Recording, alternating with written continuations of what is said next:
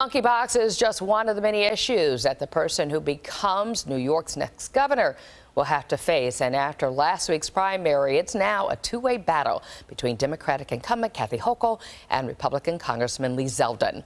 Fox 5's Morgan Mackay takes a closer look at how the general election race is shaping up. Governor Kathy Hochul did more than just make history on June 28th. I stand on the shoulders of generations of women.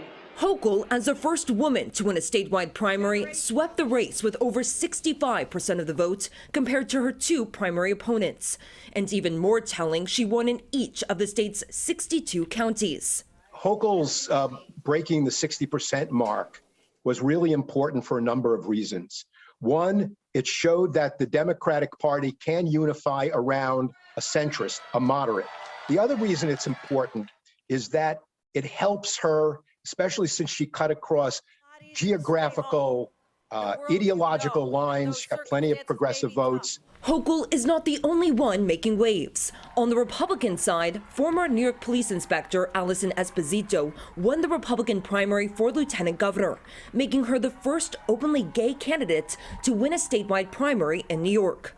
Congressman Lee Zeldin, who won the Republican gubernatorial primary, also had a hefty lead over his three primary opponents. Law and order is clearly going to be one of the issues the Republicans are going to pound away on, coupled with inflation. That's their 1-2 punch going into November. And I think that the combination of Zeldin and Esposito can make that happen. But voter turnout this year was low compared to 2018. This year, about 13% of eligible Democratic voters cast ballots in the primary, compared to 25% in 2018.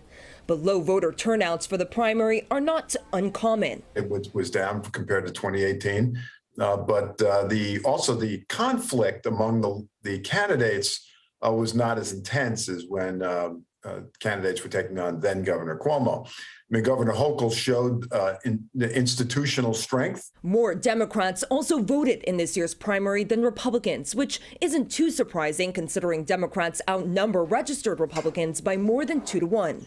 But that doesn't mean Zeldin's chance of winning in November is over. He is definitely not a no shot. The problem for Zeldin is not only his ties to Donald Trump, but his positions on guns and abortion and other hot-button social issues that have suddenly energized and unified Democrats around a candidate like Kathy Hochul. Morgan Mackay, Fox 5 News.